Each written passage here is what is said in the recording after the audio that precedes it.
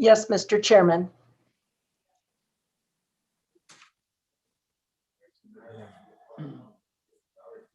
Let us know when we're live. Yes, sir. You are live. Thank you. You're welcome. Committee will call this meeting to order. Roll call, please. Representative Blackburn. Vice Chair Clausen. Here. Representative Fortner. Here. Representative Heiner. Here. Representative Larson. Here. Representative Western. Representative Wharf. Excuse. Representative Winter. Here. Chairman Eklund. Here. 8 present, 1 excused. Okay, thank you. So I'd like to take a quick liberty and go down the line and have people share a little bit about themselves. We did get books with our bios, finally, the new members. So Cyrus, we're going to start with you. Tell me a little bit about your life, what you do, that kind of stuff. Thank you, Mr. Chairman. So I represent Sheridan County, the western half actually, along the Bighorns, and I work in oil and gas and commercial real estate.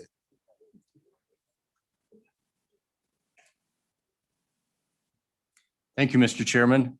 Scott Heiner. I represent House District 18, which includes parts of Lincoln, Uinta, and Sweetwater counties. So a big district. I have 8 town councils that I try to attend as often as I can. And I am a retired oil and gas executive or manager. Go ahead, Aaron. Aaron Clausen. I drink coffee till noon, then I'm free after that. And he ranches it somewhere around Douglas and he's calving right now. Not on purpose though. I'm John Eklund and I farm and ranch about 30 miles northeast of here. I represent Eastern Laramie County primarily and a part of Goshen County. Feel like it's both counties that I represent. Been a lifelong rancher. I have 3 daughters, 8 grandchildren, and middle daughter and her husband are partners with us on the ranch. So somebody's taking care of it in my absence. Dan Larson, I'm from Powell. I farmed for 25 years and then I ran an irrigation district for 9 years and now I'm with the Board of Control and as a hydrographer. I'm John Winter, House District 28, which includes part of Bighorn County, Park County, all of Hot Springs County, and Fremont County, part of Fremont County. I'm from Thermopolis now. I was born and raised in Cody, but I've been an outfitter I had a license for 38 years and my dad was an outfitter before me. So it's been pretty much my life. But I'm just proud to be here. Thank you. Good morning. My name's Bill Fortner, House District 52, Campbell County. I've been in the minerals all of my life since I was 15. We did creek conversions for the first open pit mine that we had, Bel Air Mine, Haymax Coal. Then I continued on in that field for over 20 years. Went on to welding school after I graduated, and then I retired there in 98 and become a full-time rancher, tried to, and then had to subsidize it with oil and gas. So anyways, I've done that for the last 20 years. I'm pretty well diversed in what goes on out in the industry. I know a lot of times we get hung up on the things that happen right here at home in Wyoming, but our industry that we have here is based on a world market, and people tend to forget that real fast. So just like oil's made a little rebound, but throughout the world, we're still flooded in oil. So we could easily look at another negative 40 next year. Just depends on what the foreign corporations and and allies want to do. If they want to do that, they very well can do that. They can turn the whole world upside down here in Wyoming. And that's basically the reason I ran, is because oil hit -38 and my work dried up in about 30 days. So anyways, that gave me some extra time on my hands. Glad to be here.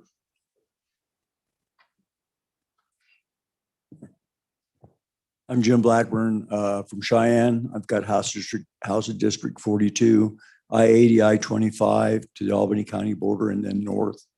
This will be my 7th year. I really enjoy this. I owned and operated, my wife and I owned and operated a real estate company for years here in Cheyenne, and we're semi-retired. Thank you.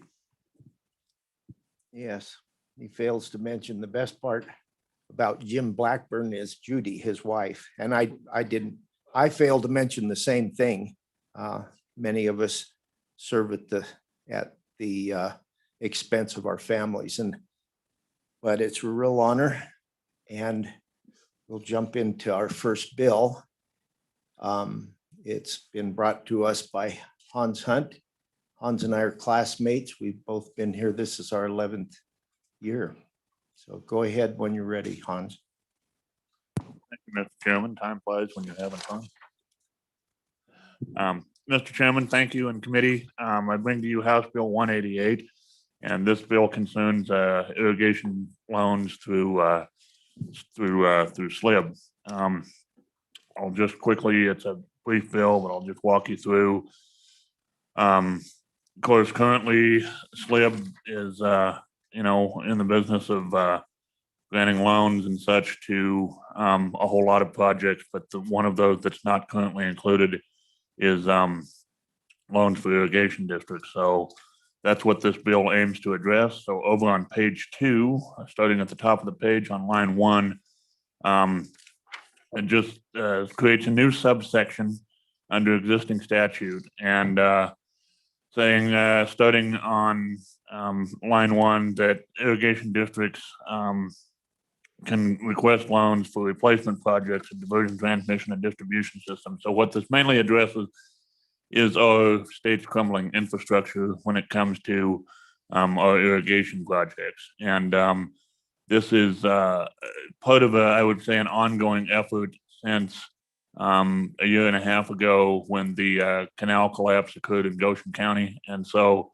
the reason for this bill's existence is to just continue to try and help, mitigate the fallout of that and give irrigation districts across the state more options. So anyway, back to the bill. On line 3, says that a loan under this subsection shall be at an interest rate of greater than 1% plus 0.075% for each year of the loan term in excess of 5 years, or the current equivalent yield of the U.S. Treasury security of the same duration of the loan, which may be adjusted every 5 years. Moving further down the page, down to line 12, that it says that any loan made under this subsection shall be for a term of not fewer than 5 years, but not greater than 25 years. And that the board on line 15 may require an irrigation district to apply for other grant or loan program prior to authorizing a loan under this subsection. So they may the SLIB would have the authority to tell them that if they so feel the need, tell an irrigation district that SLIB should not be their first priority. Go shop around first before you come to us. And then, of course, it says on line 17 that adequate security shall be required and may include Romanet 1, line 20, pledge of revenues from the project for which the loan was granted. Over on page 3, top of the page, Romanet 2, a pledge of other revenues available to the irrigation district receiving the loan.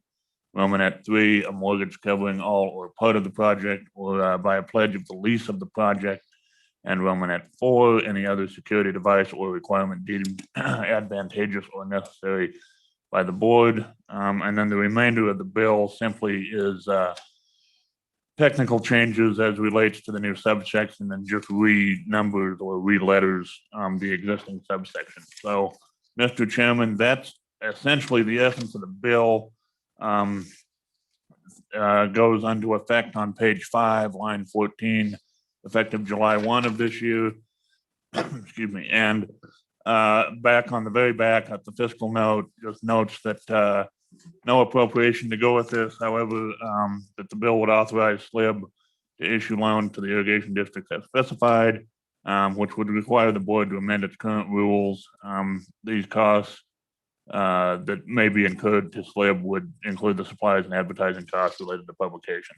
But noting that the Office of State Lands can absorb that within their current budget. So, Mr. Chairman and committee, that is the bill, and I'd stand for question. Thank you.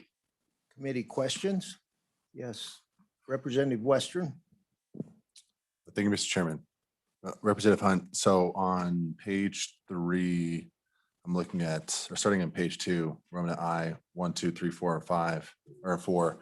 It's just kind of listing the types of things that a district can pledge as collateral. Would it make sense to put language in there just to say, maybe add number 5 and say, a district may pledge any asset as collateral as deemed appropriate by either the district and the board? Because one thing they could do is potentially, I'm not saying yours, let's say if they want to pledge water rights as collateral, let's say that the revenue is pretty weak on a district and they need extra collateral for the size of the loan. Perhaps that could be an option that they could at least have on the table.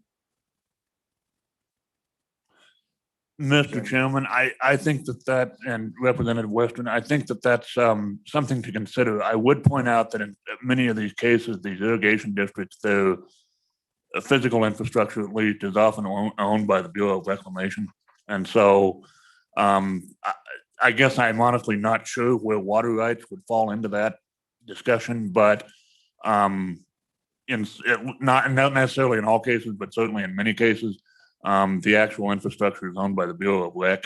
So I'm not sure that it would be applicable, but if it were, I don't think I'd have a problem with including that language. Okay, if there are people here who might be able to answer that as to whether we could do this right now. Mrs. Hageman, come on up. While it's fresh in our mind, you could tell us whether, I'm pretty sure we can't sever the right from the land. We can change rights, but I'm not sure how that would work, whether you could mortgage your water right or not. Thank you. Harriet Hageman from Cheyenne. It's good to see all of you this morning. And Mr. Chairman, you're correct. It's not possible to sever the water rights from the land, I think, in the way that you may be asking about. But as far as expanding the bill to include other types of assets that the district may own, I don't see a problem with that. Just specifically, though, I don't know that you could ever have water rights be a collateral for a loan for something like this, because there would be no way to foreclose on them. Okay. Any other questions for? Okay, thank you, Harriet. Thank you. Any further questions for Hans? So there's a possibility for an insertion of other, an amendment to insert a Romanet 5, I guess. Mr. or Chairman, other- yes. Other types. It looks like it may all be covered. I was trying to look through that. Committee, go ahead and kind of watch, see if we need to even add that, because. Okay. And Mr. Chairman, I certainly intended to cover all the bases in the initial language. Like I say, as applies to the physical infrastructure ownership, I don't know how many folks that would actually be applicable to, but to Representative Western's point, I don't think it causes any harm to the bill to include that if there's anybody out there for whom that's appropriately applies. So. Thank you. Yeah. Representative Clausen. Mr. Chairman, so page 3, line 4, a mortgage covering all or any part of the project or pledge of the lease of the project, that all of it, all of every part you could mortgage, I think probably is adequate, but.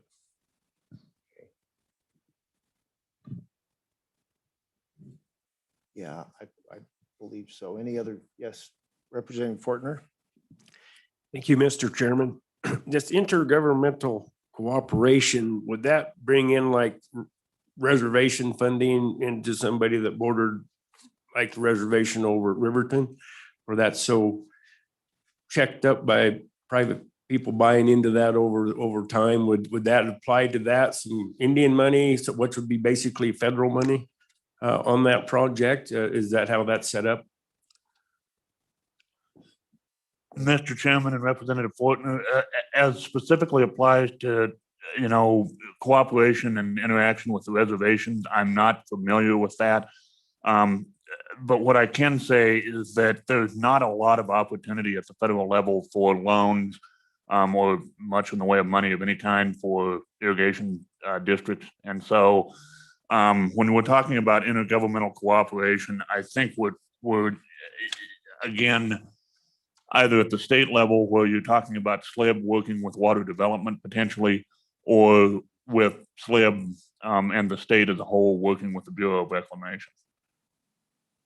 So, and Mr. Chairman, to that point, like I say, there's not much in the way of opportunity for federal loans.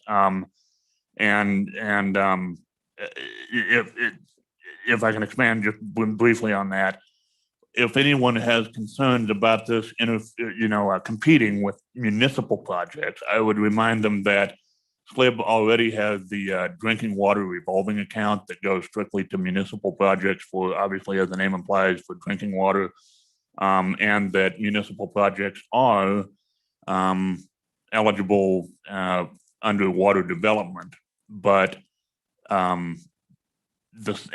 which also obviously handles irrigation infrastructure, but that, the same currently is not true the other way around.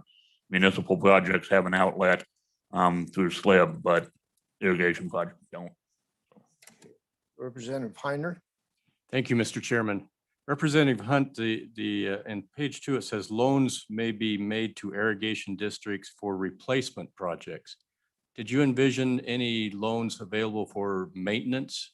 Sometimes these existing structures need some serious maintenance, and does that prevent us from loaning for a major maintenance?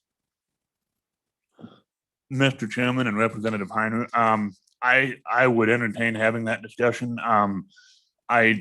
Part of it is that we're talking about major replacement of structures, and so when it comes to maintenance, I guess my one hesitation about that would be to not over broaden the language so that it's not we're not trying to get our hands on too much at once. But that being said, depending on how SLIB would interpret maintenance, if that were to be included, I guess I don't see any harm in including that.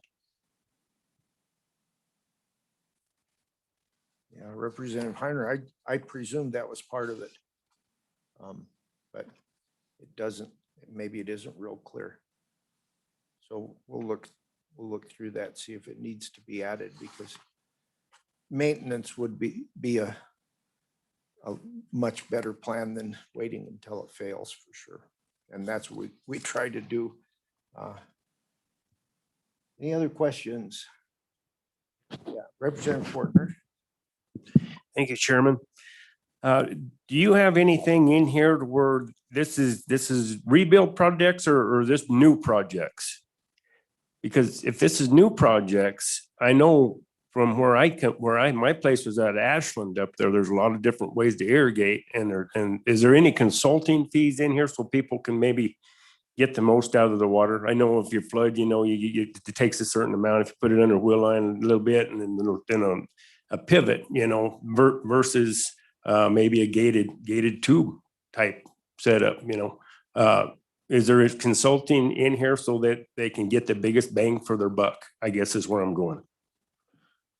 Mr. Chairman and Representative Fortner, I guess specifically, no. I mean, going back to lines 1 and 2 on page 2, was just saying that loans may be made to irrigation districts for replacement projects of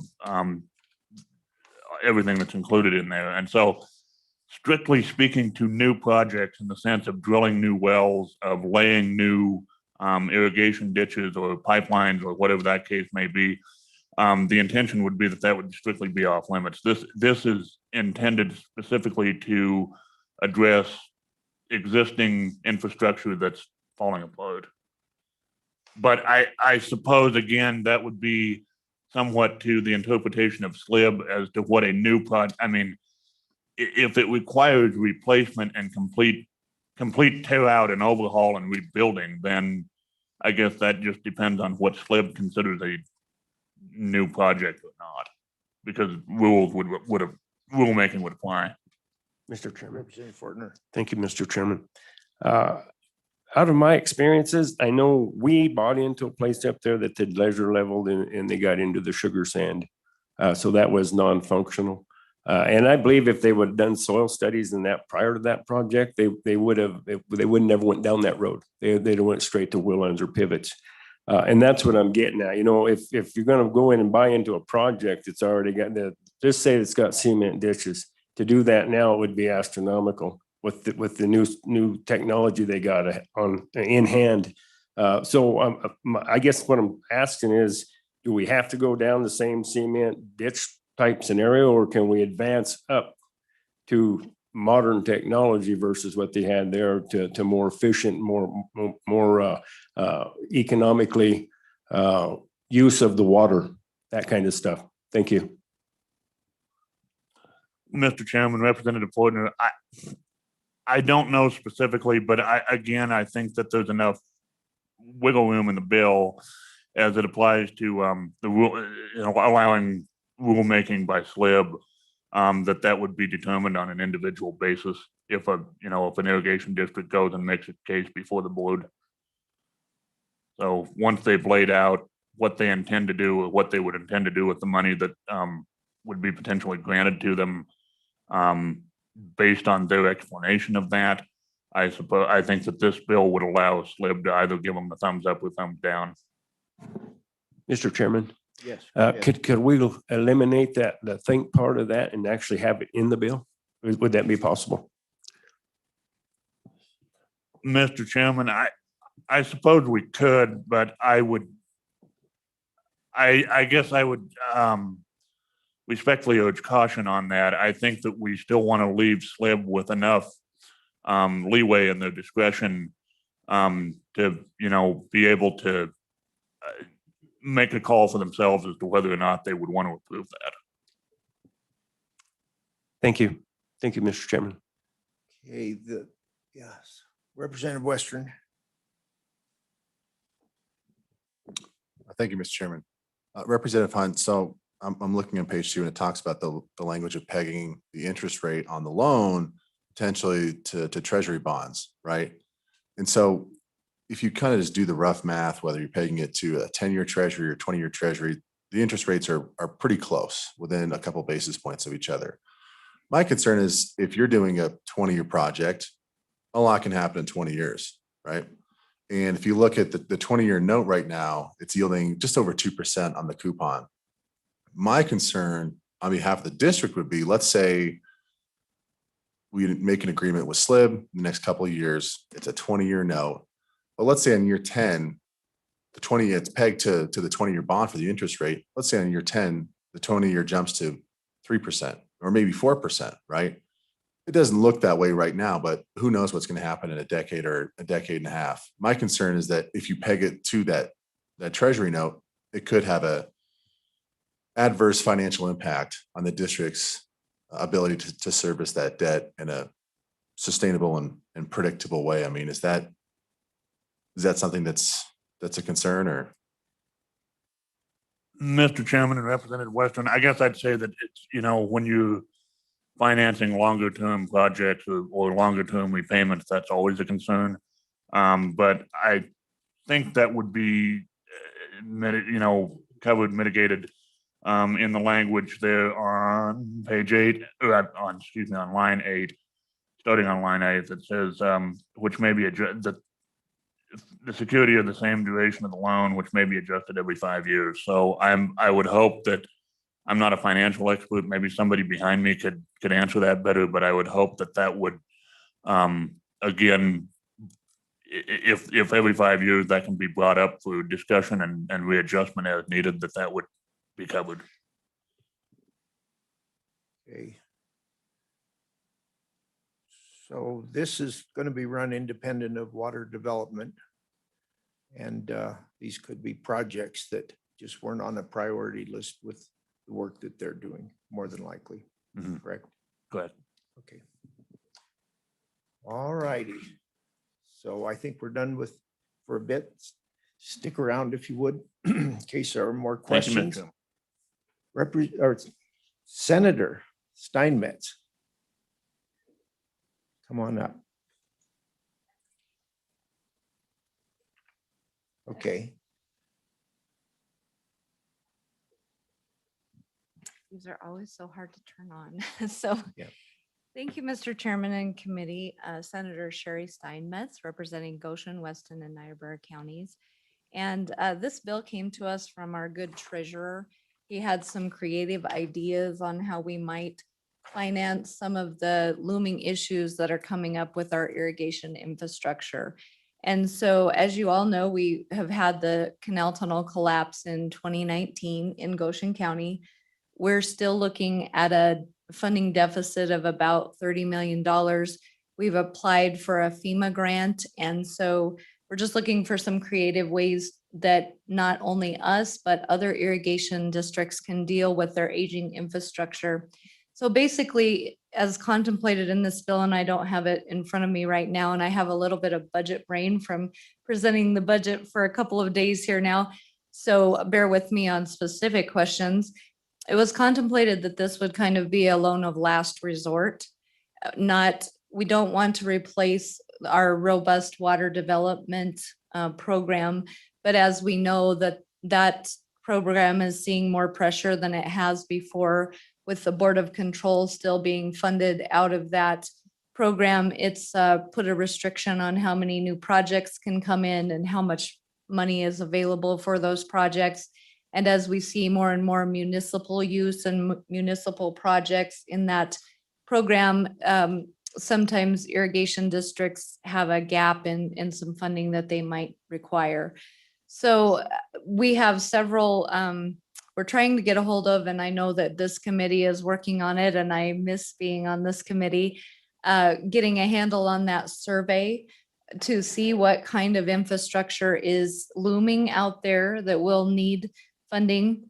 We have been able to see some funding for irrigation districts through the Clean Water Revolving Fund. But now that has been utilized for one irrigation district, there are several folks kind of eyeing that money. And so this was just a creative way to step in and try to expand this program. With regard to the interest rate, that was language that the treasurer came up with to protect the fund. It's a possibility that this loan may not be utilized for 20 years, or if the interest rate fluctuates, that they may find funding elsewhere, but it might just be that stopgap loan that gets them through a hard time, and then they could apply for funding elsewhere. The other about the assets of the irrigation district, usually the State Land and Investment Board requires you to show on your assessment that you can pay the loan back through raising your assessment on your irrigators. And so that's usually the collateral that they would use for something like that. That's a good question, but the district doesn't hold a lot of assets. It's more formed in order for irrigators to come together and do projects together. As Representative Hunt stated, especially with regard to Goshen Irrigation District, the Bureau of Reclamation actually holds title to the facility. So there's nothing there that we could, which has also been quite a conundrum. And I know that there are several irrigation districts across the state that it applies to that they do not own the infrastructure. So to try to get some kind of a loan on that is difficult when you are the manager, not the owner. And so we've looked at transferring title, but when you're dealing across state lines with another irrigation district and another board, some of those decisions aren't quite as easily come to as you might like them to be. So, so those are the circumstances that prompted this bill. And I just trust the committee to do its good work on the bill and look at it as a loan of last resort, that the project would be already vetted, to your questions, Representative Fortner.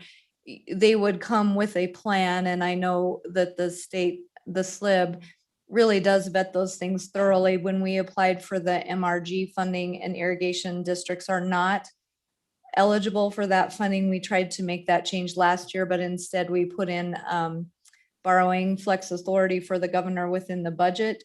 And then we passed an emergency irrigation loan program for when we have a catastrophic failure. So those tools are in our belt, but to try to grapple with an unintended catastrophe long-term and look for a permanent fix, funding sources are limited, and it is a difficult situation to find yourself in. So that's the reason for this bill, and I hope that you can do your good work on it and send it over to our side and see what we can come up with. So I'd stand for any questions. Hope that helped. Questions for Senator Steinmetz?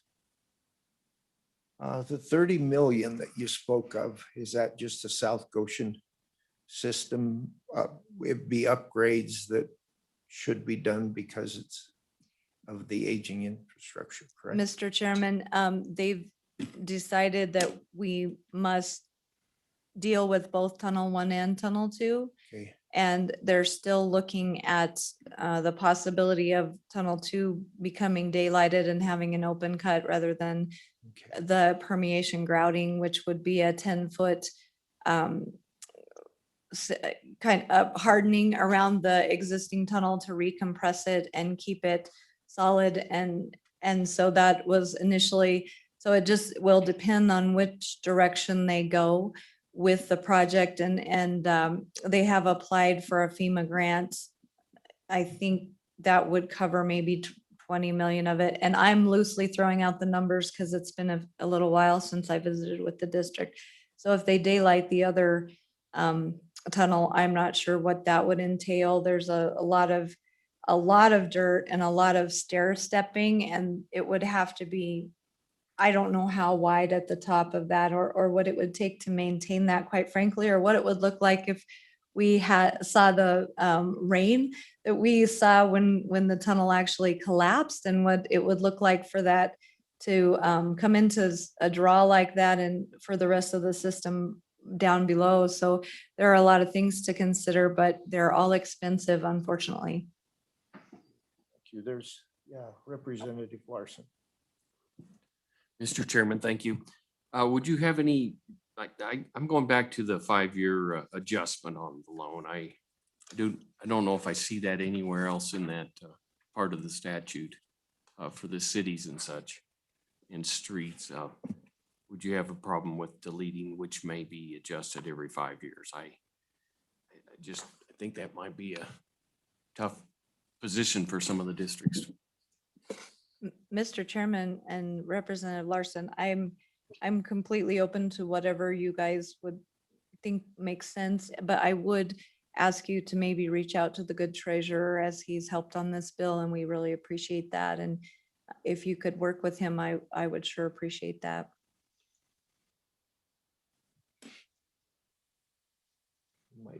Representative Fortner.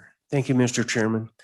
You said vetting. Now, was that in regards to looking at an old project versus the cost of the new project and different ways of doing that? Or are you looking at the maybe different interest packages? What do you need? I guess, what do you really need to make things good for your district where that line washed out?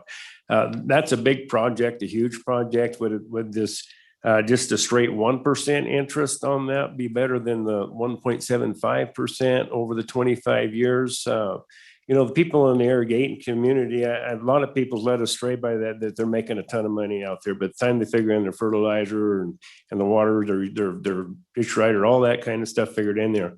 I think they're actually making less than what a dryland farmer makes. From my experience, that's what happens. Unless you have a dry year, but usually if you're in an irrigated area, you got to truck that feed out of there to make the balance of what you got to have to make a profit.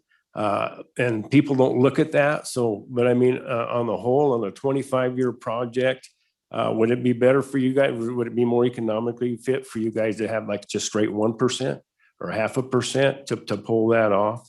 Like I said earlier, I'd like to see you guys go with better technology than what you had there before, because I know for a fact we had a 5-mile canal and we lost a ton of water, and every tree we cut out of it, we gained water. We lost a lot to evaporation. So if we went with a big main line, it was buried all the way through, where you could pull out each site where each irrigator could pull off and actually run the water instead of pump the water. That's all big. Them's big differences in going 25 years into the future. They're even going to be bigger. Transportation costs, energy costs going to be much more in 25 years from now. So where are you at on that? Mr. Chairman, Representative Fortner, thanks for that good question.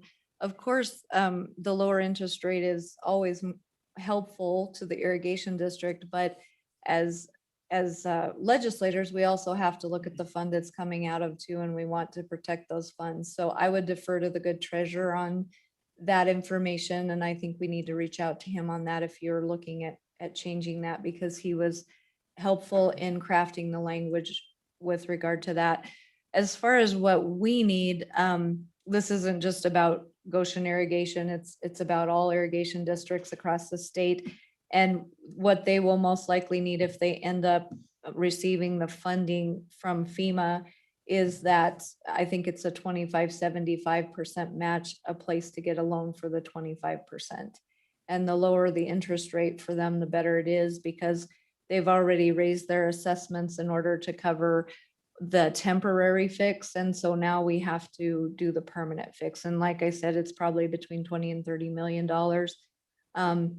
They are looking at improving the system. However, when you look at a canal system like that, it isn't just these 2 tunnels that restrict the flow of water. There's siphons up above. There are other apparatuses that restrict the flow of water. So by the time you get to the point we are with these 2 tunnels, we can't get any more water into the system, if that makes sense, unless it's rain or something like that. We'd have to do an entire system upgrade, and I don't know how much that would cost, but it definitely, everyone is always looking to improve as we go along. In fact, when we started, they were looking at some huge pipe that would cause less friction and let more water through, and just different ideas like that. But they've come down to 2, the permeation grouting in tunnel 1 and tunnel 2, or permeation grouting in tunnel 1 and daylighting tunnel 2. The permeation grouting is very interesting. It's what they've done all around Lake Mead. It's what the Bureau of Rec has done to keep that lake solid, and they permeation grouted the dam and everything around there. And so it's got a quite extensive background, and it seems to be very stable going into the future. So I hope that answers your question. Thank you very much. Mhm. Okay. Thank you, Senator Steinmetz. Thank you, for Mr. your Chairman. input. Other people who would like to testify, could you raise your hands and I'll, okay, Brett, come on up.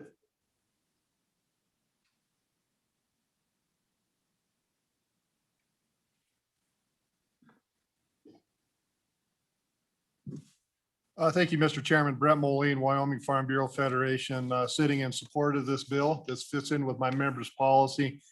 It has been stated several times, we have a lot of aging infrastructure. The federal government is not going to help very much, probably.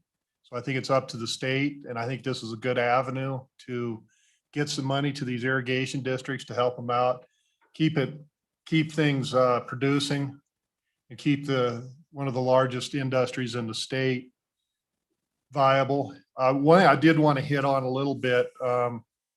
There's been some questions about the collateral. Having 2 brothers and a brother-in-law that were bankers, which it made it so it didn't take long for me to get turned down for a loan several times. But collateral is important, but the most important thing is cash flow.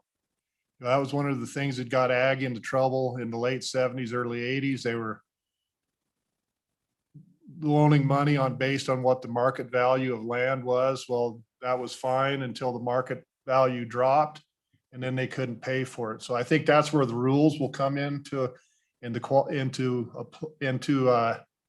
effect, and the quality of the application.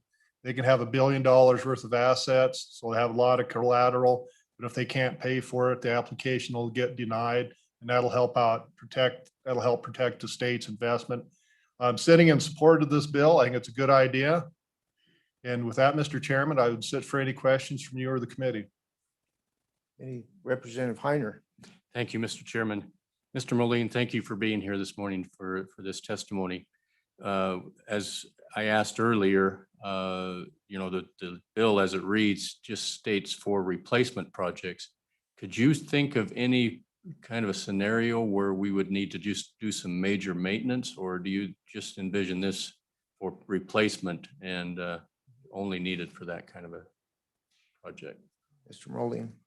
Mr. Chairman, Representative, I think adding maintenance and major maintenance, and I don't know how you would define that. I would not be opposed to that. Replacing can be considered maintenance. So it's all on how you define the definition of what you're looking at. But adding major maintenance to this bill would not hurt my feelings a bit. Thank you, Mr. Moline. Thank you, Mr. Chairman, committee. Others? Come on up, Mr. Kennedy.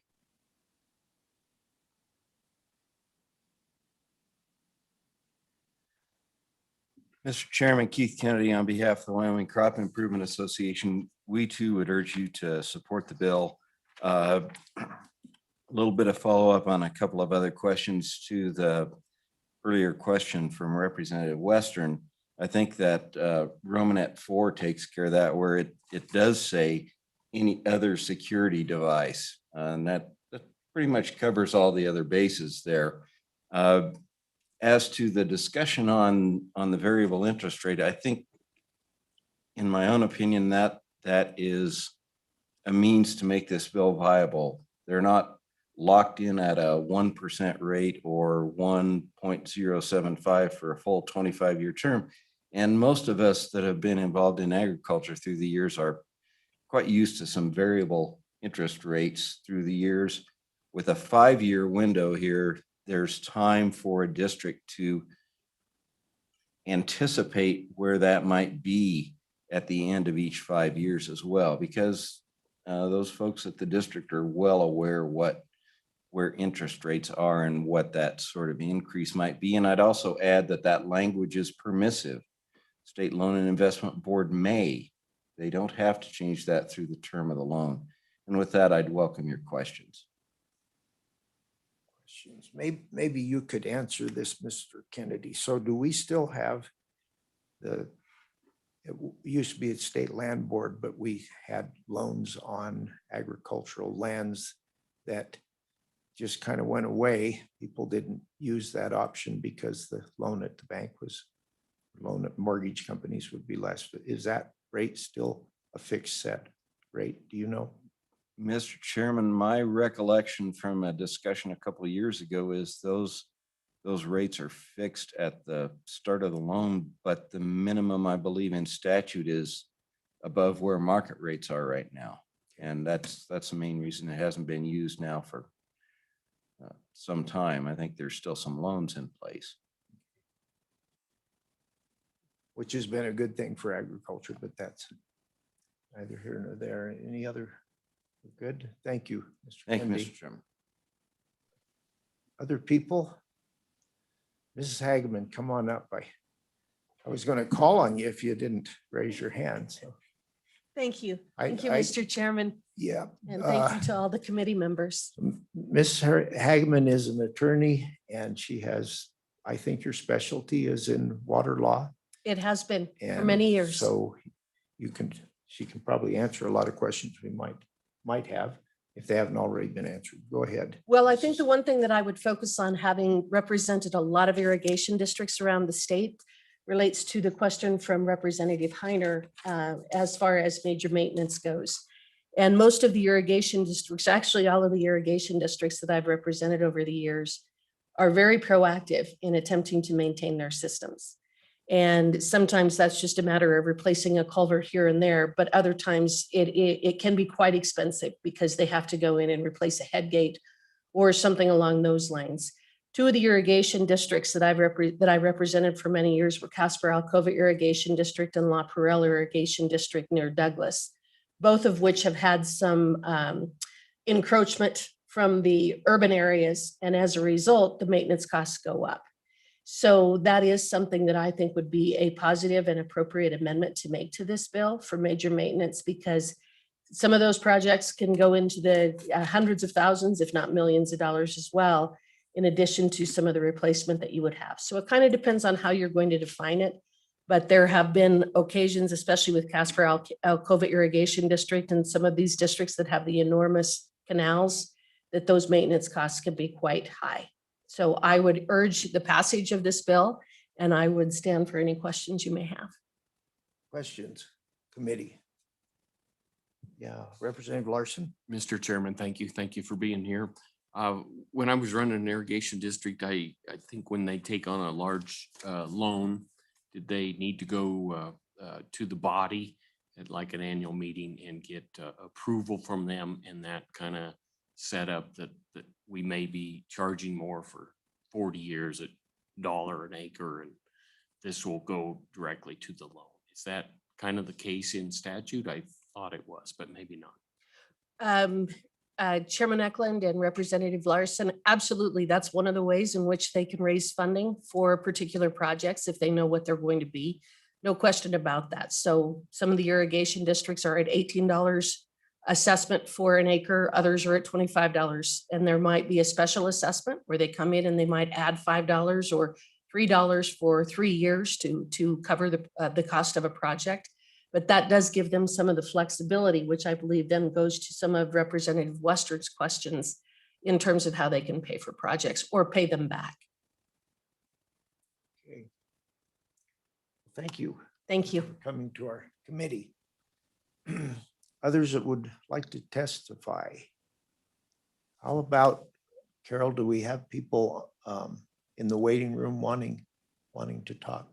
Can you see? Mr. Chairman, yes, you do. You have Director Scoggins from Okay. OSLI.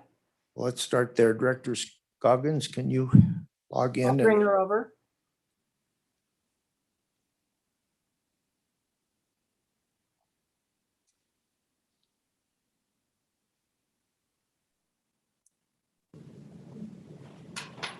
Good morning, Mr. Chairman. Can you hear me? Yes, we can. Go ahead. Thank you very much. Mr. Chairman, members of the committee, I'm Jennifer Scoggin. I'm the Director for the Office of State Lands and Investments. With me today is Amanda Sewell. She's our Assistant Director for our Financial Services Division. We just wanted to provide a little bit of information to the committee. As Representative Hunt indicated, we do believe that we function as the staff for the State Loan and Investment Board. We do believe that we could absorb any additional administrative burdens resulting from including irrigation districts as part of this loan program. We may need some rule revisions, but we don't see that as any real burden or handicap. As Senator Steinmetz mentioned, when the Goshen Irrigation District issues occurred, we assisted the governor's office, treasurer's office, and the other elected officials and GID. We tried to find other applicable programs in which to obtain grants and loans. And it was very difficult, and it became clear that irrigation districts really don't have a lot of options for obtaining loans and grants. We were able to help GID qualify for some loans with principal forgiveness and other options under the Clean Water State Revolving Fund. However, both the Clean Water and the Drinking Water State Revolving Funds are nuanced programs. And so irrigation districts, whether or not they would qualify for benefits under that program, they're very fact specific and, as I mentioned, nuanced. So when we had further meetings with Goshen Irrigation District and the governor's office and the treasurer and water development, it became clear to this that perhaps a suggestion to give irrigation districts some options would be to include them in this program. Currently, under this program, we have 6 loans, and I think the loans range in term from 5 to 25 years. Under the infrastructure part of this loan program, there is $174 million currently available for new loans. And with that, Amanda, have I missed anything there? No, I think you've covered it all. Thank you. Thank you, Mr. Chairman. We just wanted to provide a little background and information on our involvement with all of this. Committee questions? Yeah, Representative Larson. Mr. Chairman, Director, thank you for being here. I'm going back to the same thing on the 5-year interest rate change. In these other 6 loans, currently, do they have that in there? And in statute, I do not see where that is, where they've made loans to cities for infrastructure projects or cities for roads and streets and such. And I just wonder why it's in this one. Mrs. Scoggins, go ahead. Mr. Chairman, Representative, I believe that the loans we currently have under the program have a set term. Is that correct, Amanda? Yeah. And I'm not sure why this one is designed differently. I would have to defer to the treasurer or to Senator Steinmetz on that. Okay. Thank you. Thank you, Mr. Chairman. Thank you, committee. Carol, do we have others in the waiting room? Mr. Chairman, I can't. nobody has raised their hand yet. Okay. There are some folks watching. If you wanted to testify, you probably need to notify us. There's a little hand you can raise. I don't really want to miss anyone. I think we're probably good. Committee, what's your pleasure? Move the bill, Mr. Chairman. It's been moved by Blackburn, seconded by Larson. Committee discussion on the bill. Representative Larson. Mr. Chairman, I'd like to make an amendment. Okay. I'm going to jump on it before Representative Western, but if he'd like to make it, I would second it. But I'd like to delete on page 2, line 8, starting at which may be adjusted every 5 years. Delete that. Okay. I don't see that anywhere else in the statute, like I had mentioned to the director. All right. Second. Is there a second for discussion on the amendment? I'll second it. So having been in agriculture, I can see what the advantages would be to having a set rate, not a variable rate. That's what I think you're trying to get to, aren't you, Representative Larson? I think that if we did pass this amendment, we'd need to get, one of us would need to contact the treasurer and other people involved to be sure that because they have an obligation to protect the funds. So it might not be the best amendment if we do pass it. Just go ahead, Representative Clausen. Mr. Chairman, just for discussion states, there is a may in here, so it doesn't necessarily say they have to adjust it every 5 years, but they may. I don't know, that certainly a point for discussion. That's oftentimes what we put in statute law to allow the agencies some flexibility. Any other discussion? All those in favor of the amendment say aye. Opposed? No. Okay, that amendment fails. Any other amendments? Representative Heiner. Thank you, Mr. Chairman. I would move that we amend line 2 on page 2 after replacement to put in comma or major maintenance. I think that there are some maintenance that could be very, very expensive. And I don't want any confusion over that in this loan proceedings, that they wouldn't be able to do that. So this opens it up so that the the board can interpret it as replacement, actual replacement or major maintenance projects. Okay. Is there a second? Second. Seconded by, okay, moved by Heiner, seconded by Western. Did you get that amendment then? A discussion on the amendment? Okay, all those in favor of Representative Heiner's amendment that we insert major maintenance on line 2, say aye. Aye. Opposed? No. Okay, that amendment passes. If we pass the bill, Representative Heiner, would you do a little bit of research maybe with the state loan and investment wherever you can, make sure this doesn't change the intent of the bill? I don't think it does. I'd kind of read it in as part of what would be, the money would be used for anyway, so. Okay, thank you. Any other amendments? Discussion on the bill? Question. I wanted to just say something before we vote. I think it's a good bill and I think it's a good plan. The House had a really good discussion by one of our money people that understands wealth and whatnot. And he just shared that the state of Wyoming has a huge pot of money, a huge wealth. And if we use that money wisely, it can be, this is an example of using that wealth for the good of the state. And I think it's a good bill and a good idea.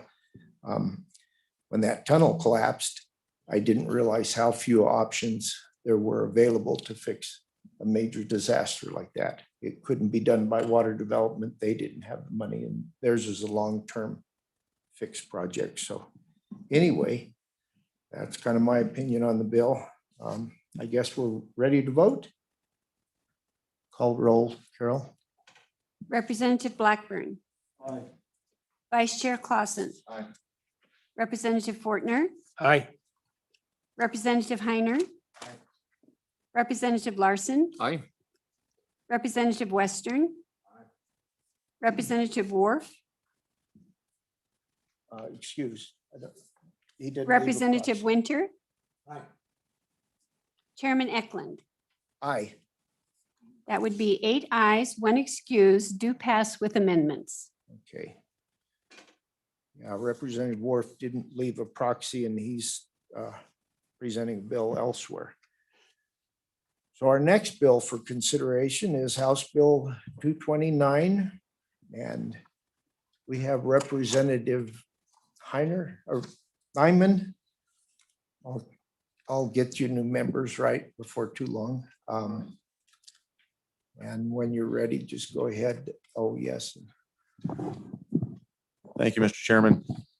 Members of the committee, appreciate the opportunity to be able to bring to you House Bill 229 this morning, Livestock Identification Choice Act. To give you a little background on kind of the, and also there's 2 amendments. I trust that you do get both amendments, I trust. There was 2 on there. And I'll have to say that you're gonna have to kind of, maybe if I could beg some leniency here, I would hope that the next time that they would not have to have amendments, because it's, I would have to say, even at 54 years of age, my youth and inexperience in being a legislator are the reason those 2 amendments had to be brought on. Not having talked to a couple of different entities that had a vested interest in this or stakeholders in this, and I got a hold of them later on, and they offered these amendments. And so I guess I don't know exactly how to proceed, other than I would like to try to read in these amendments to the bill so that it would kind of help explain and put it together in a more fluid manner. The first amendment here you'll see on let's go to the first one. First Amendment 101, and that is going to be taking place on page 3, line 21, and that is going to, after program insert or the Scrapie surveillance or testing program. The reason we added that was because the state of Wyoming already has a brucellosis program in place, and we also wanted to protect, and it was brought to my attention later on that we also wanted to protect the Scrapie program in the sheep So we added that language in there on that First Amendment in order to be able to cover both of those and not to have any impact on what the state is already doing. That's certainly not the intent of this bill. So, and the Second Amendment 102, it's on page 3, line 15, if you look. Beginning on line 15, and after C, insert for the purposes of this section, and after may, insert choose to. And what that does is it kind of it gives a little bit clearer language in there as far as what we're trying to accomplish in this, as far as giving the ability for livestock producers to have that choice in how they identify their livestock based on the CFR 9 CFR Part 86. And then if you move to page 3, line 17, after January the 9th, 2013, insert as well as any additional methods that are later approved by the federal government as official identification. And so with those two amendments, if we could, I would appreciate you guys, however you do that, to move those amendments if we could make that part of the current bill. And then we can discuss how that Okay, works. we can do it that way. Do we have a motion? Usually we do the amendments as we go into the discussion. So we haven't really moved the bill yet. Yes. Point of order, we haven't moved the bill, so I think we need to handle the amendments afterwards, but Let's- I don't think it'll hurt. You go ahead and in your discussion, you work them in Okay. as you go. All right, And very then, good, sir. Thank you, Chairman. okay. Okay, well, to give you an idea, and from what I've been, I guess, learning in my process here of becoming a legislator, is I have to identify or come with the reason we have to bring this legislation and identify the problem, what the bill does to solve that problem. The reasoning behind this is that what we're trying to do is to codify the federal law 9 CFR Part 86, which identifies the different means that livestock producers can identify their livestock. And as we look into that, it talks about back tags, brands, bright tags, tattoos, all these different forms of identification, official ear tag. And so what we're trying to do is to bring that ability for livestock producers to be able to identify their livestock in those means. And so what prompted this is there's been a couple different moves on the part of can't name agencies. Learn that. You can in. Oh, you can. Okay, USDA, in order to mandate RFID livestock identification system, and tried to do this outside of the normal procedure, which is to take it through the legislative process and inject that into our federal regulations. So in an effort to try, that's been repelled twice. And so what we're trying to do is to provide a means for a state to be able to stand up and say, we stand with the federal regulations and we stand by the opportunity and the choices that livestock producers have currently, according to federal regulations, that they want to preserve those choices without federal mandates coming in and circumventing the process by which we go through legislatively to change these CFRs. And so that's what we're trying to do here. What we're trying to do is if that would ever come about someday through the legislative process, that's fine. And we would recognize that. But what we're trying to do here is to be able to identify the choices that are currently available under federal law that was passed in January the 9th of 2013, and stand by those rules and codify them into state law, thereby saying that the state of Wyoming recognizes that, and that we would recognize any other changes as long as they go through the proper channels and procedures to change them, and giving the states and the legislative body the opportunity to make those choices, determine, research it, see what needs to be done. And that's what we're trying to do here. We're trying to preserve the choices that livestock producers have right now and how they want to identify their livestock, and to require that outside agencies would have to go through that process in order to make those changes, and not just pass mandates saying that we're only going to recognize this. Well, actually, it's in our statutes, it's in our laws that we have it this way. And if you want to change those things, go through the proper channels. And so that's the nexus of it. I believe that this legislation identifies that, it codifies the law into our state statutes, and it's not limiting any other forms of identification. If you want to use RFID or any other types of identification that come down the road, who knows what the future holds for us. But if you're going to mandate those, we don't want mandates. We want you to go through the legislative process and to pass it through the federal representatives, and then it will be recognized. And so that's what we're trying to do in this piece of legislation. Questions from the committee? Okay, Thank you. And you'll stick around in case there are further questions. Very good, sir. Um, Thank you, committee. Appreciate your time. So do we have other people that would like to testify? Huh? Oh, I can't read that. Okay, we'll go with Director True. As soon as you can log in, sir. Mr. Chairman, we also have Penny Vance online Okay. who would like to speak. All right, Bring- you're on standby, Miss Vance. Go with the director first. Here he comes. Good morning, Mr. Chairman. Can you hear me? Yes. Always have to check that. I'm not a professional Zoomer yet. Mr. Chairman, I'm mostly available for any questions or try to answer any questions from the committee as to how this affects Wyoming regulatory standards at this point. I would just want to make one comment up front that the identification we're referring to is not identification of ownership as pertains to brand inspection. This is identification for traceability and interstate movement livestock. And that's the CFR that we're referring to. I just want to make that sure that the committee and the folks in the room understand that. So with that, Mr. Chairman, I'm willing to try and take any questions that you or the committee may have. Committee, do you have questions? Thank you, Mr. True. Oh, we've got one here. Sorry, hang on. Representative Clausen. Mr. True, would this bill interfere in any way with your normal operations of livestock board and tracing things like brucellosis or anything like that? Still leaves enough tools in the toolbox?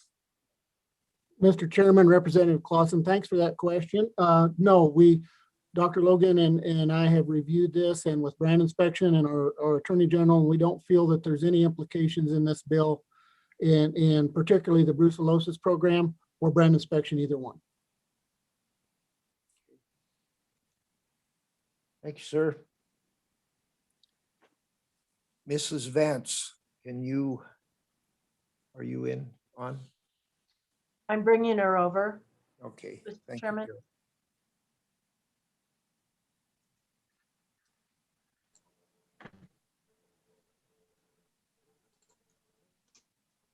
Morning, Mr. Chairman. Good morning. We can hear you. Can't see you, but go ahead. You can't see me. Oh, We right. can't- Not yet anyway, but we can hear you. So go ahead and talk. Okay, good enough.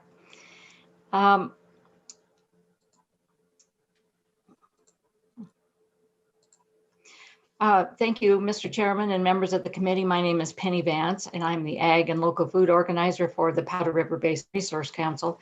And I want to thank you for the opportunity to testify very briefly, you'll be glad to know, in favor of House Bill 229. The ranching members of the Resource Council for many years have been concerned about the frequently proposed federal mandatory radio frequency ID program, which most consider expensive and unnecessarily intrusive. So although the HB 229 doesn't specifically target the RFID programs, the bill acknowledges that livestock owners should have the choice as to which type of approved ID method they use at both the state and federal levels of regulation. So we just want to thank you for your work on this important issue for Wyoming's ranchers and for the opportunity to voice their support for HB 229. Thank you, Mr. Chair, members. Thank you. Committee, any questions for Mrs. Vance? Doesn't look like it. Thank you. Thank you for joining our meeting. We do have a question here. Representative Fortner. Mr. Chairman, this is for Representative Nyman. Okay. I think the most important part of this bill that I can see is Hang on a second. Chip, will you come on forward? Go ahead. Mr. Chairman, we have a witness that's testifying. I think we need to wait and call somebody else back as far as our processes go. I kind of thought she was done, but any questions for Mrs. Vance then? Again, no. Okay.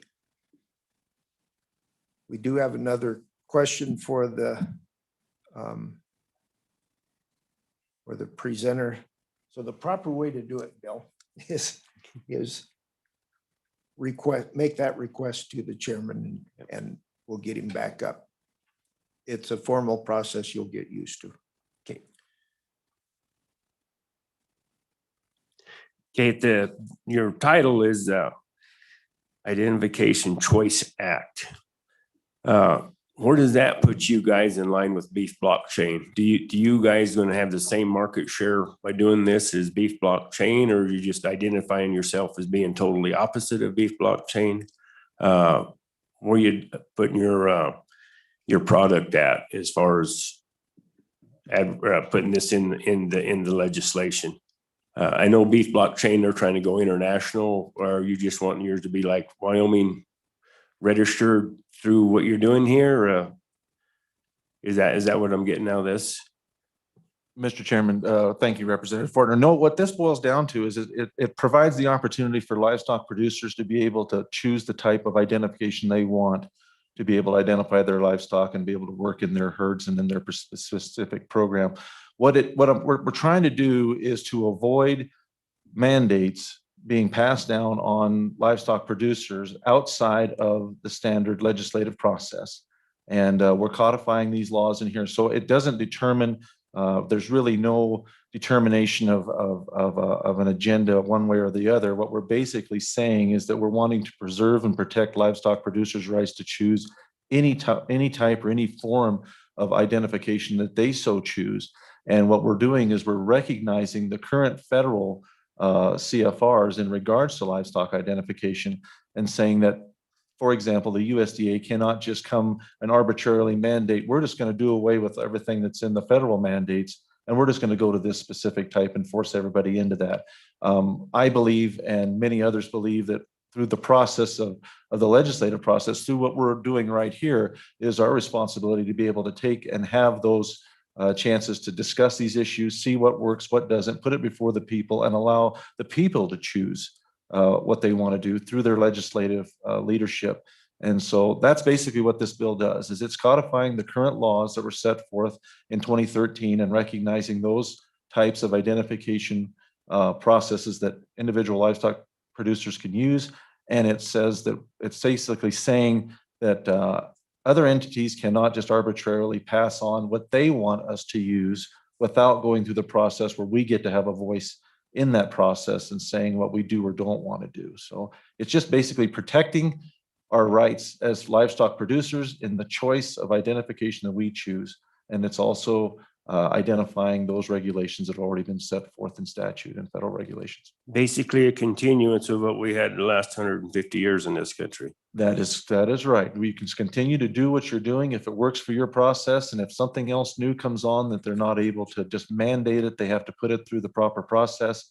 And state of Wyoming would recognize what is currently there. And it's not limiting anybody or the use of anything. You can do whatever you like. It's just simply saying that if you choose not to use a specific thing that is mandated by the federal bureaucracies, let's say, that you can still follow what is currently already accepted practices for your operation that follow those federal guidelines. Are you looking at?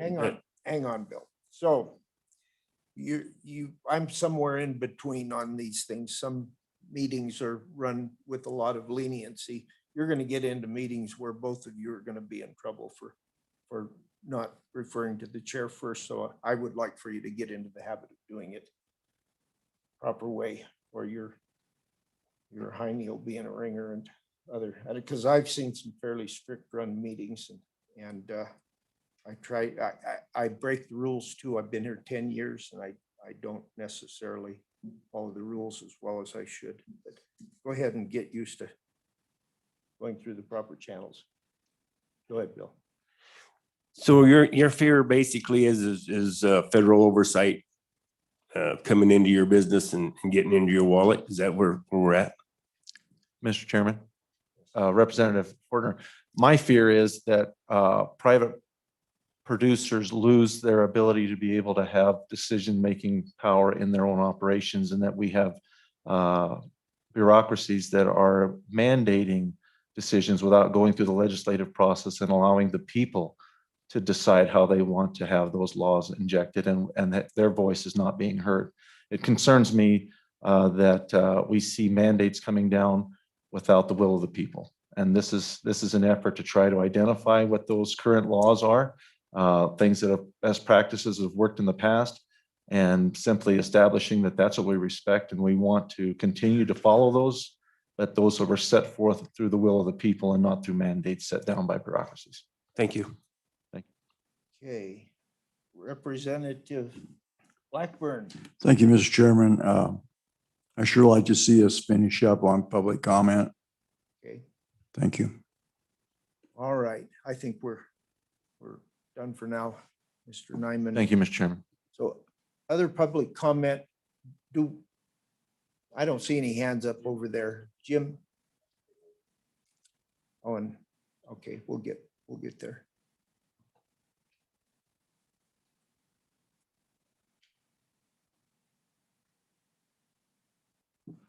Thank you, Mr. Chairman. Jim McGagnon with the Wyoming Stockgrowers Association. And we originally had some concerns with this bill. I appreciate the opportunity to work with Representative Nyman with the amendments that he has proposed to you today. We're very supportive of this. We think it gives our producers the flexibility they need from government mandates and yet leaves the door wide open for them to use those methodologies that best meet their needs. And methodologies are changing quickly these days. There are new technologies constantly coming on the market. We don't want to deny people the opportunity to adopt those technologies if they see fit, or if the marketplace provides them with a financial incentive for using technologies, but not the government mandating to them. Mr. Chairman, if I might quickly address the issue that was raised by Representative Fortner. We're strong supporters of the use of blockchain to identify our product for marketing purposes. And we're in fact doing some of that now with Wyoming beef that we've been successful in introducing into Taiwan. And we see that as a huge opportunity for the industry. I don't see this bill as having any impact on that process going forward, because that's again, a market-driven process. And with that, Mr. Chairman, I'd be happy to take any questions. Questions? Representative Heiner. Thank you, Mr. Chairman. Mr. McNagnas, thank you for being here for your testimony. As we legislate, we try to enact laws and statutes that will take care of issues today and also in the decades to come. And we try to foresee what may come in the future as we put these statutes into force. With this act, or with this bill, and the possibility that there may be increased awareness of animal cruelty, could we actually do away with branding in the future and have some other identification, and the state of Wyoming and your organization support something like that? Mr. Chairman and Representative Heiner, that certainly is a subject on the table these days. In fact, I've had some people say, well, we'll never get rid of branding, but it may be more important as a practice to bring neighbors together to have an event every spring than it is as the necessary means of livestock identification. And particularly today, where there are only, I believe, 10 states that still require, and portions of states require a livestock brand of that type. So I can certainly see that day could well come, and newer technologies will take the place of it. There are still some concerns with those technologies. An RFID tag is very effective, but it can be removed, obviously, where a brand can't. There's been some work done with an identification that is actually injected into the animal. It's used by horses for identification. Certainly, the concern to this point with food animals has been that chip can migrate into someplace else in the animal, into a piece of meat that is intended for human consumption. Those are all things that I believe will be addressed with time, and we will move forward to other means of identification. I would hasten to add that I certainly do not view branding as animal cruelty. I think the thing that would drive some of our people to embrace some newer technologies would be cost efficiency and the difficulty of going through a branding process, not a sense that it's cruelty to an animal.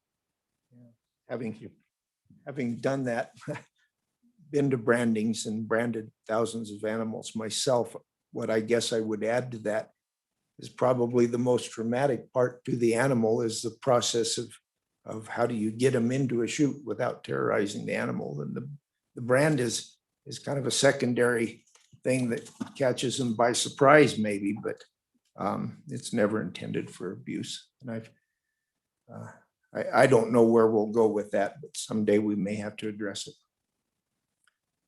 Any more questions for Mr. Magagna? I have one on the scraping. We're not using identifications in sheep, are we? Well, we have a resistant gene that some people are using, and that's an advantage you have over the other spongiform encephalopathy type diseases. But could you update us a little just for some education on scrapie?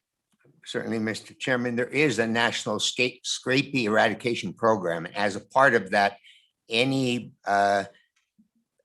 sheep that are capable of breeding do have to carry a scrapie tag when there's a change of ownership.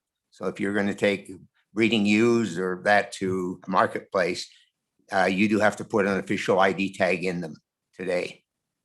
Thank you. All right. Thank you for your testimony. And Mrs. Hageman, come on up. Thank you. Thank you, Mr. Chairman. Thank you to the Ag Committee. Just to give you a little bit of background about this bill, was in 2011, USDA put out for public comment a proposed rule related to traceability and identification of livestock. And that resulted in the January 2013 regulation that was adopted and published at 9 CFR Part 86. In April of 2019, unbeknownst to most of our livestock producers in the United States, USDA issued a 2-page fact sheet basically nullifying that regulation. But they didn't go through the proper procedure to do so. So they didn't go through notice and comment. They didn't bring in the industry, if you will. They just simply, from on high, issued a new regulation saying from now on out, cattle and bison owners will be required to use RFID ear tags in order to move their livestock interstate. So that was an illegal action. They eventually withdrew that in October of 2019. As of last June or July, there is still some indication that they want to move forward with that, but they're still not going through the correct process. The purpose of this is to protect the livestock producers in the state of Wyoming so that they have the flexibility and the choice to use the type of official identification that is actually as set forth in that Code of Federal Regulation. So that's what the purpose of this is it's really to protect our livestock producers in Wyoming to make sure that they have the flexibility to use the type of identification that works for their operation.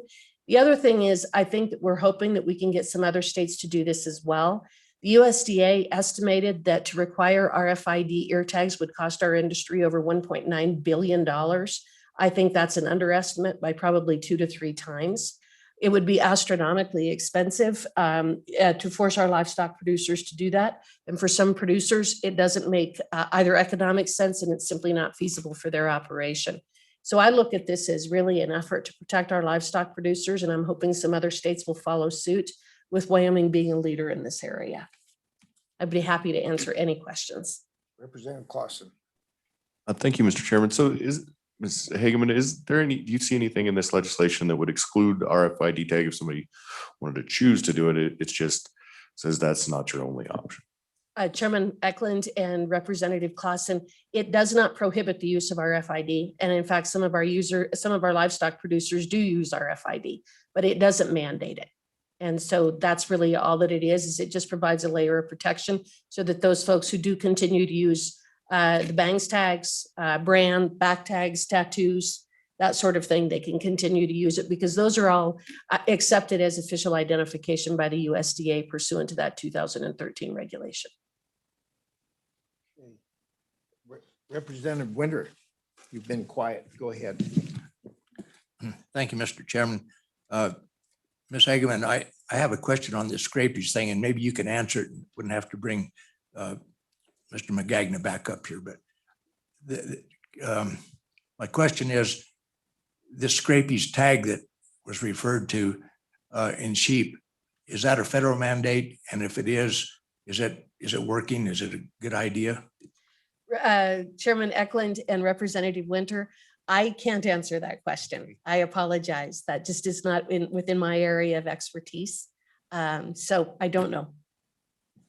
Okay, go ahead, Representative Winter. Thank you, Mr. Chairman. I would just postpone that question until we can excuse Ms. Hageman and get Mr. McGagnon up here again. All right. Any other questions for Ms. Hageman? Thank you. Thank you for coming to our committee. Thank you. Mr.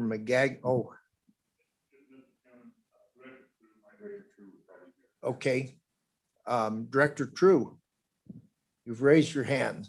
This screen, folks, is in the wrong place. And that's why all of us have a crink in our neck by now, and it should be right up there. One of them, we've got two in the room and I can't read who's there from where it is. And I'm sure it wouldn't cost more than $100 million to move it over to the right spot. Go ahead, Representative True.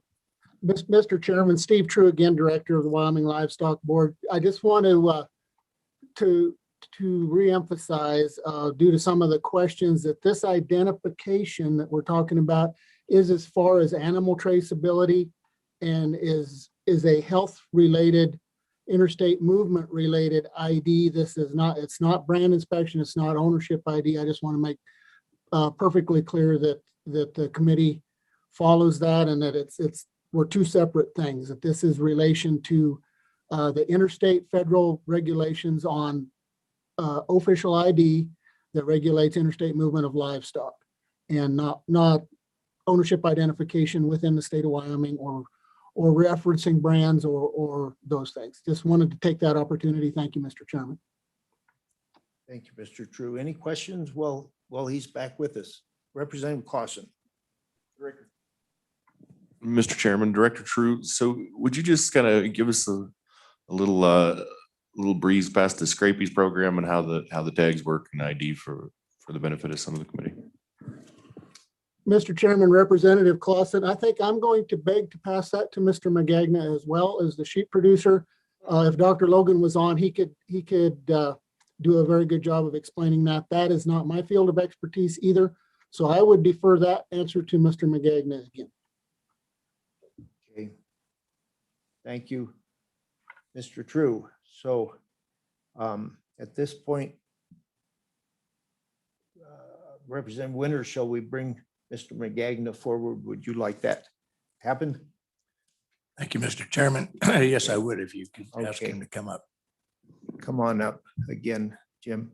You know, while he's coming up, a little history. When I was younger, probably just getting out of college or so, the sheep industry in Wyoming was the second largest in the nation. Texas was the largest, I think still is. I don't know where we're at, but for education, I'm sure Mr. McGagnon could answer that. What really devastated I won't even go into it, but there's been a lot of challenges for our lamb and wool industry. Go ahead, Mr. McGagnon. Could you explain the scrape? Thank you, Chairman. First, in response to your comment, Wyoming is the third largest state sheep industry in the nation today. Texas remains number one. California is number two, and we're third in the nation. But to put that just one additional perspective on that, back in the 1940s through the 1960s, we had more sheep, breeding sheep in Wyoming than there are in the United States today. So that's indicating how much the industry has shrunk during that time period. With regard to Representative Winter's question, the Scrapie ID is a federal program. It's a federal requirement. It's the tags that are used are issued by the federal government, and they can work in a couple of ways. There are some just broad tags that identify this Wyoming, or a producer can have a series of tags, a tag number that goes on the tag in addition to the individual animal identification, a tag number identified to that producer. So then you use all those tags that have that federally assigned number with them. But I will say this, it's a program that's been strongly endorsed by the sheep industry over the years because it has proven beneficial to us in being able to address scrapie and at least here in Wyoming, I believe, to the large extent, we don't see outbreaks of scrapie anymore. Okay. That answer questions on that? Yes. Okay. Thank you, Mr. McGagna. Mr. Moline, welcome back. Thank you, Mr. Chairman, committee. Brett Moline, Wyoming Farm Bureau again. I'll try to be uncharacteristically brief for the information that was supplied by Representative Nyman and Ms. Hageman. Ditto. We appreciate this bill and hope that you would support it. And with that, Mr. Chairman, committee, I'd sit for any questions. Okay, questions, committee. Thank you, Mr. Moline. So we have a hand raised. Oh, Senator Steinmetz, come on up. And then Carol, could you get whoever's on deck? Huh? Mr. Chairman, it's Okay. Miss Amy Hendrickson, and I'll bring her in for you. Okay, Amy, we're going to have Senator Steinmetz's testimony and then you'll be right afterwards. Thank you, Thank you. Mr. Chairman. Just wanted to make sure you knew I was on and in strong support of this bill. I think it's a win for our livestock producers and our state.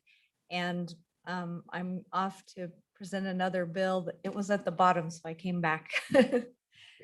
Unless you have any questions for me. Questions for Senator Steinmetz? Thank you. Thank you, Mr. Chairman and committee. All right. Ms. Hendricks, are you on right now? I am. If it's all right with you, I'm not going to turn my video on. I'm at a doctor's office where my husband is having surgery. So I just I'm not going to stay on for very long. Again, Okay. I'm Amy Hendrickson. I'm with the Wyoming Wool Growers Association.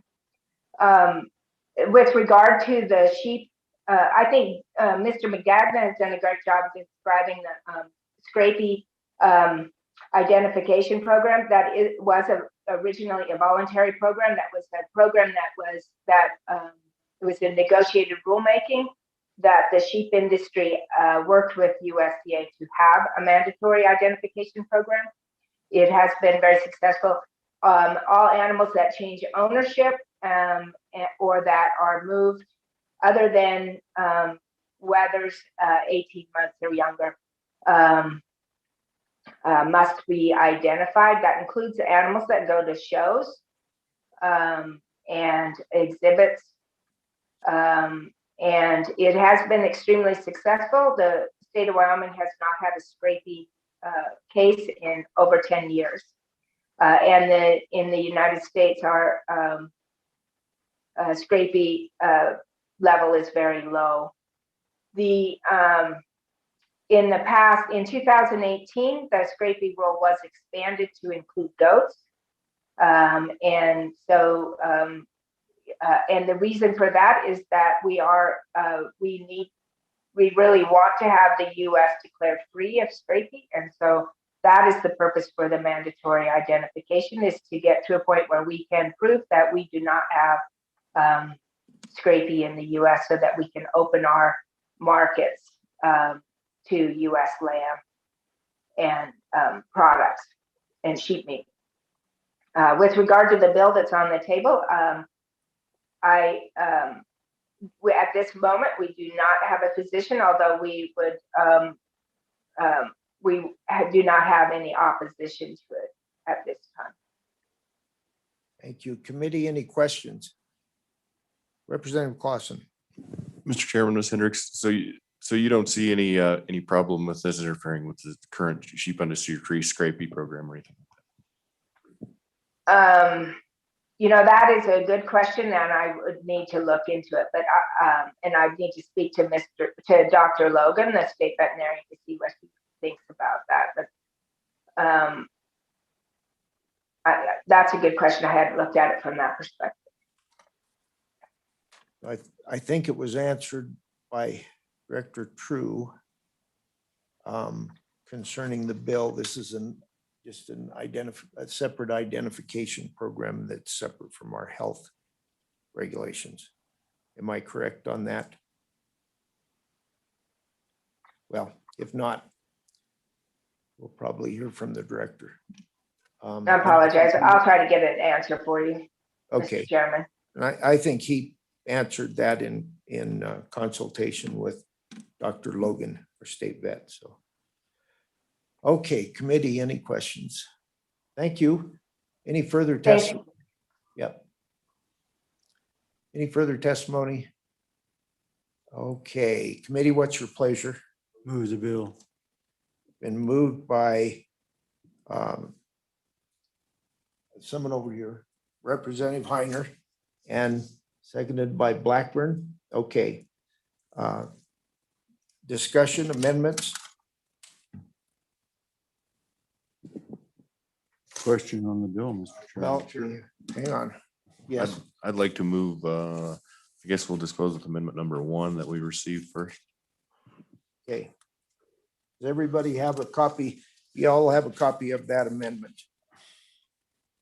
Okay. And what that does is inserts on page 3, line 21, after program, we insert or the Scrapie surveillance testing program. Any discussion on that amendment? Mr. Chairman, just a point of order. I think we need a second, I think. Oh, and seconded by Western. Okay. And you have a copy of this. Discussion on the amendment? Question on the amendment. All those in favor say aye. Aye. Opposed? That amendment passes. More amendments? Mr. Chairman, I move amendment number 2 on the bill.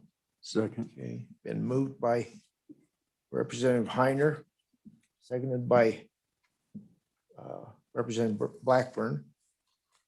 And so the public knows what's going on page 3, line 15, after C, we insert for the purposes of this section, after may, insert choose to, and period. Then line 3, page 17, after January 9th, 2013, insert as well as additional methods that are later approved by the federal government as official identification. And any discussion on the amendment? Further discussion, question on the amendment? All those in favor say aye. Aye. Opposed, no. Any further discussion on the bill? Question on the bill. Okay, question being called. Roll call, please. Representative Blackburn, Aye. Vice Chair Clausen. Aye. Representative Fortner, Aye. Representative Heiner. Representative Larson. Aye. Representative Western. Representative Worf, Excuse. Representative Winter. Aye. Chairman Eklund. Aye. It would be 8 ayes, 1 excuse, do pass with amendments. Thank you.